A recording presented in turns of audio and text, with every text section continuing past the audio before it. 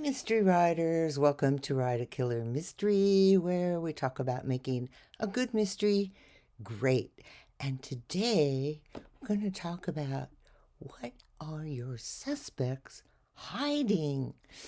First, I want to thank my patrons on Patreon for their continued support of this video tutorial series and my writing. And if you would like to join, there's a link to Patreon in the description below.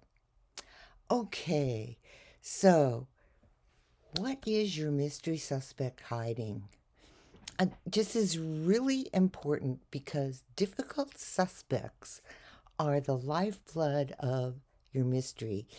You've got several hundred pages to get to the solving of the puzzle in your mystery. And along the way, you want to make things difficult for your protagonist sleuth, your detective. And one of the main ways you can do that is with your suspects. They're people, and readers relate to character traits in the people, the characters in your story, and suspects are really important in your novel because they're one of the main ways that your detective finds out about the victim's world, and about who that victim was, and how they interacted in the world and how they interacted with other people.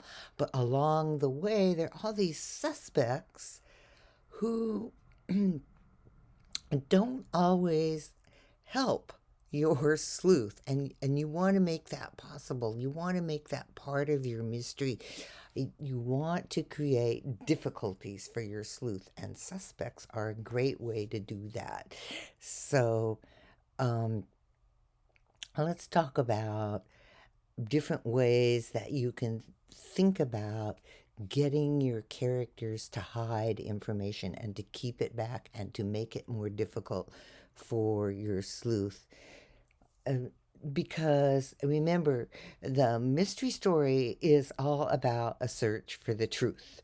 But along the way, you want to create multiple problems for your sleuth because conflict is what keeps your reader reading. If everything were easy, your reader would get bored and they wouldn't continue reading the story. So, the first thing you want to think about with your suspects when you're creating those characters is what is their story role? What's their job? Their job in this story is to provide that personal interaction with your sleuth, because evidence and clues and red herrings are part of what appears in your mystery. But to get your reader really emotionally involved in the story, the suspects are your tool. That interaction, their suspect interaction in your story, is what keeps your reader turning the pages. So your challenge as a mystery writer is to create characters that challenge your sleuth. Your detective must track down, examine, and determine each suspect's relationship to the victim. And each interaction with the suspect drives your sleuth and the reader toward that final solution. And so another thing that you need to know is the suspect's relationship to the victim. Why are they even there? And you're going to be revealing this in your story because each suspect had a relationship with the victim, and you want to use that relationship to provide insight into the victim's world. The thing is, each suspect also has a private life, and that private life is what drives their interaction with the sleuth. And the more readers see your characters hiding secrets, the more they actually engage with your mystery. And as your sleuth works hard to uncover the secrets that your suspects hide, your readers will work just as hard as the suspects throw up these screens and hide their personal secrets. So, as long as you, the writer, have a firm grasp on each suspect's relationship to the victim, you'll help your reader plunge into the clues, relate to the suspects, question their actions, and keep guessing until the end. All right. So, how do you round out your suspect's role? To help you, the writer, know what your suspects hide, you need to ask yourself questions about the suspects. So, here are some examples of some good questions to ask yourself. Um,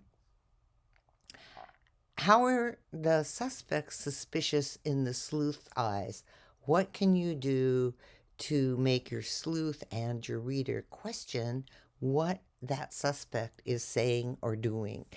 And another question you can ask is, what secret does the suspect have that they want to keep secret? It may have nothing to do with the victim, but it's a secret they don't want revealed. And so they're going to be hiding things from your sleuth. All right. Another thing you want to know is, because they have a secret, what lie is it that they tell to hide that secret? What's their fallback position? How do they kind of get around that secret? And that's going to be the lie that they're tell your sleuth. And the sleuth, one of the challenges for your sleuth is going to be to pierce through that lie. All right. Another thing you want to know is, so if the sleuth actually pierces through that lie, ooh, whoops, now your suspect has to come up with some other lie in order to still keep their secret hidden. This is going to get them into a lot of trouble.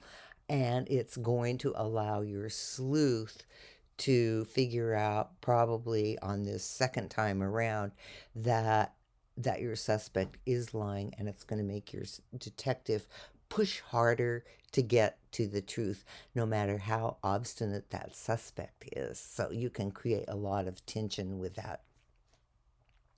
So you will end up with not just a picture of your suspect, their character traits and their personality, but ways that you can hide information from your sleuth. And that's one of our main jobs as a mystery writer, is to know the information that needs to be hidden and have a vehicle, a method, in order to hide that information until later in the story. And suspects are great for that. All right. So, one of the ways that you can develop your process for working with your suspects is to assign, as it were, assign a primary obstruction for each of your suspects. Um, in your character background, include at least one way that suspect creates a problem for your sleuth. The ways are diverse, um, but assign something that suspect does, so you'll know as you begin your writing process, this suspect causes problems for my sleuth because they X. All right. So people are rife with character flaws, so you want to put those flaws in to baffle your protagonist sleuth.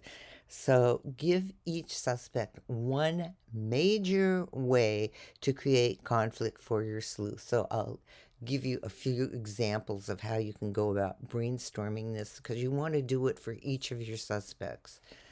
Um, One of the ways is that your suspect was kind of tangentially involved with the victim, and they really don't know a lot about the victim, so they're actually unable to give your sleuth pertinent details. That's a real simple one.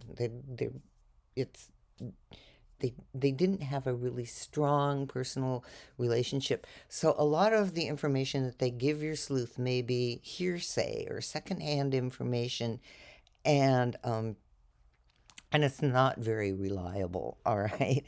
Um, and as I mentioned earlier, they're going to have lies about something else they don't want to have discovered. So you need to think about what is the lie for that particular suspect.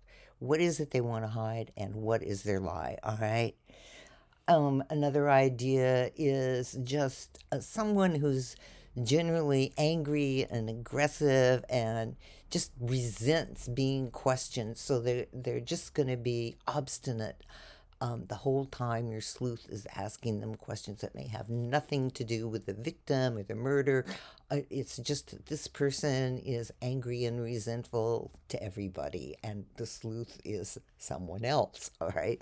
Um, and the opposite of that is a character who's actually shy and withdrawn, and they fail to tell your sleuth important information because they aren't very verbal, and they have a hard time getting things out, and so your sleuth is going to have to work really hard to ask the right questions to pull that information out of that shy and withdrawn character. Um, Another thing is they may be an ally of the villain. You know who the villain is, but your sleuth and your readers don't know yet. But the suspect who appears is an ally of the villain, and they're going to protect the villain. They may not even know that the villain is the villain, but they're going to protect the villain because they have a strong alliance with them. They're going to protect the villain's privacy. They're going to protect their actions and support whatever that villain does. Because they believe in the villain, they're going to support that villain's motivations for actions. And so this ally of the villain suspect um, may not even realize that they are supporting the villain in the wrong way, as it were. Anyway, those are a few ideas of what you can come up with for your suspects. Just go ahead and brainstorm away and think of ways um, to make your suspect difficult in your story. All right. So when you first introduce your suspect in your story, you have an idea of how the suspect will add obstruction to solving the puzzle. And you can just drip those ways into your story. It isn't a big info dump, it isn't a big major scene. It's just that you keep adding what that suspect has to say or what they do to causing problems for your sleuth, because you're in control. You're the story creator, you're the author.